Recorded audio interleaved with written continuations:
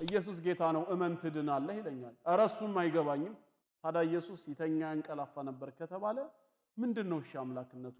አሁንም ያው የተለመደው መልስ ከተሰጠን የተኛው ያንቀላፋው በላ ጠጣ ተብሎ ቅድም ሲገለጽ የነበረው ሁሉ ሰው በነበረበት ዘመኑ ነው ካሉን ታዲያ ምንድነው የኛና የናንተ ክርክር? እኛም እኮ ሰው ነው የምንለው እንላቸዋለን። ኖ ተሳስታችኋል፣ እሱ ፍጹም ሰው ፍጹም አምላክ ነው ይሉናል። በመጀመሪያ ደረጃ ፍጹም ሰው ፍጹም አምላክ የሚል የመጽሐፍ ቅዱስ ጥቅስ የለም። አንድ ሁለተኛ ትርጉሙ ሳይጋጭባችሁም ወይ ነው የምንላቸው። እንዴት ካሉን ፍጹም ሰው እኮ ማለት አምላክ አይደለም ማለት እኮ ነው ትርጉሙ ራሱ። ከ100% ምንድነው ሰው ነው። ፍጹም አምላክ ነው ማለት ደግሞ ሰው አይደለም ማለት እኮ ነው።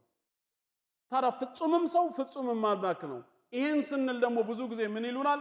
አንተ ይሄንን የምታስበው በሰውኛ ጭንቅላት ስለምትመረምረው ነው። በሰው ጭንቅላት እየመረመርክ ከሄድክ መጽሐፉ እንደሚለው ፊደል ይገላል ነው የሚለው። እሺ በምን ልመርምረው? ሰው ነኝ፣ የተሰጠኝ የሰው ጭንቅላት ነው። አንተ የገባህ ምን አይነት ጭንቅላት ተሰጥቶ ነው ታዲያ ላንተ? ይሄ እኮ ፍትህ አይደለም። የገባውን ማስረዳት አለበት። ቁርአንን አምላካችን አላህ ያወረደው ሰዎች ሁሉ እንዲረዱት ነው አይደል? ሙስሊም ይገባዋል፣ ሙስሊም ያልሆነ አይረዳውም የሚል ነገር የለም ከጀርባው ሌላ መልእክት ከሌለው በቀር። እኔ አንብቤ እንደገባኝ ወገኔም አንብቦት ሊረዳው ይችላል፣ ከኔም በላይ ሊያውቀው ይችላል። ያልገባው ነገር ካለስ ጠይቆ እኔ ከገባኝ ላስረዳው ይችላልው። ነገር ግን ሄጄ ስጠይቀው ይሄ ሚስጥር ነው ላንተ አይገባህም ካለ ምንድነው ታራሰበካው?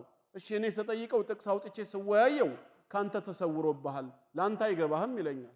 እሺ ካለገባኝ ምን አረጋለሁ ስለው ኢየሱስ ጌታ ነው እመን ትድናለህ ይለኛል። ኧረ እሱም አይገባኝም። ሰበካው ይገባኛል ማለት ነው። ስሰበክ ሲነገረኝ ይገባኛል። ግን አልገባኝም ብዬ ጥቅስ አውጥቼ ስጠይቅ ግን ኖ አይገባህም እባላለሁ። ለምን?